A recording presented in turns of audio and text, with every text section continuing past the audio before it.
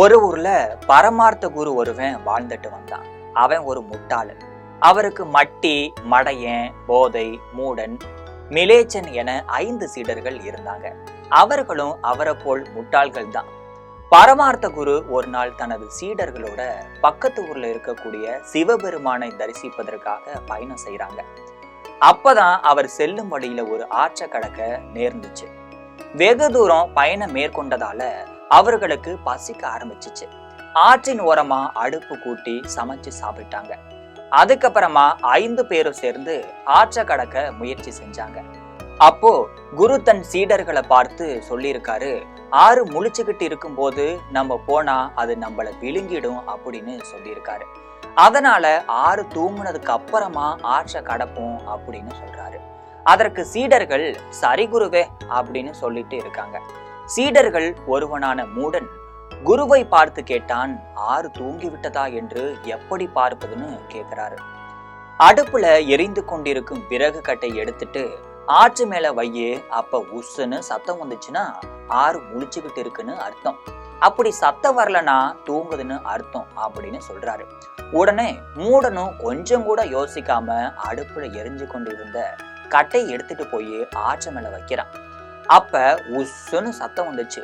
உடனே ஓடி போய் குருவிடம், குருவே குருவே உஸ்ஸுன்னு சத்தம் வருது, ஆறு இன்னும் தூங்கலையாம், முழிச்சுக்கிட்டு தான் இருக்கு அப்படின்னு சொல்றான்.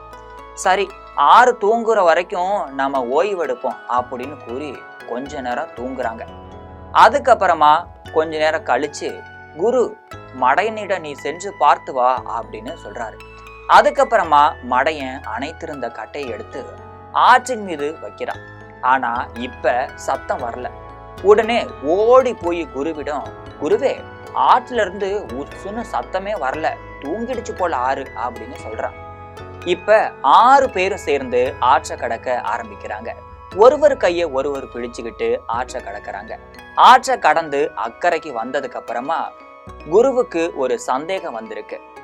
எல்லோரும் கரையை கடந்து விட்டோமா அப்படின்னு உடனே மட்டி என்ற சீடனை அழைத்து, நம்ம 6 பேரு இங்க இருக்கோமா அப்படின்னு எண்ணிப்பாருன்னு சொல்றாரு. மட்டியும் எண்ண ஆரம்பிச்சான். அவன் எண்ணும் போது தன்னை எண்ணாம மற்ற 5 பேரையும் மட்டுமே எண்ணி விட்டு, குருவே நம்ம 6 பேரு வந்தோம், ஆனா இப்ப 5 பேரு மட்டும்தான் இருக்கோம் அப்படின்னு சொல்றான். நம்மள ஒருவனை 6 விழுங்கிருச்சு அப்படின்னு சொல்லி கதறி அழுகுறான்.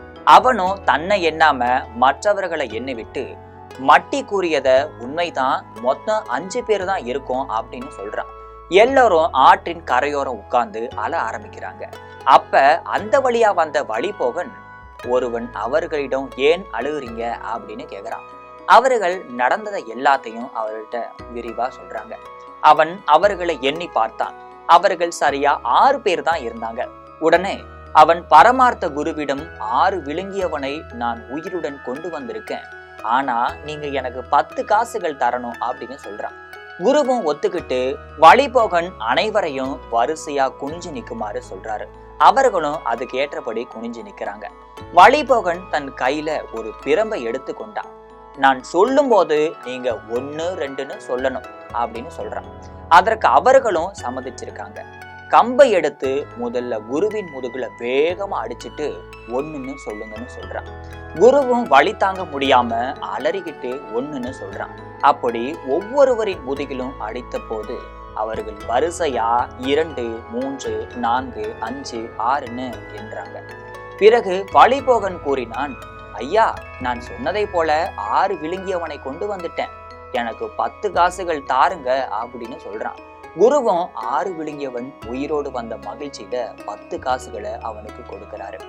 வழிபோகன் தன் மனதுல நினைச்சு கொண்டான், இன்று இந்த முட்டாள்களை ஏமாற்றி 10 காசுகளை சம்பாதிச்சிட்டோம், நாள்தோறும் இவர்களை போல 2 முட்டாள்கள் கிடைத்தால் போதும், நம்ம வாழ்க்கை நன்றாக அமையும் என்று நினைச்சு சிரிச்சுக்கிட்டே போறான். குருவும் சீடர்களும் 6 விழுங்கியவன் உயிருடன் வந்த மகிழ்ச்சியில கோவிலை நோக்கி புறப்பட்டு போறாங்க. இந்த கதையிலிருந்து நம்ம என்ன தெரிஞ்சுக்கிட்டோம்னா, எந்த காரியமா இருந்தாலும் சுயமா சிந்திக்கணும், கண்ணால பார்த்து புத்தியால ஆராயணும்.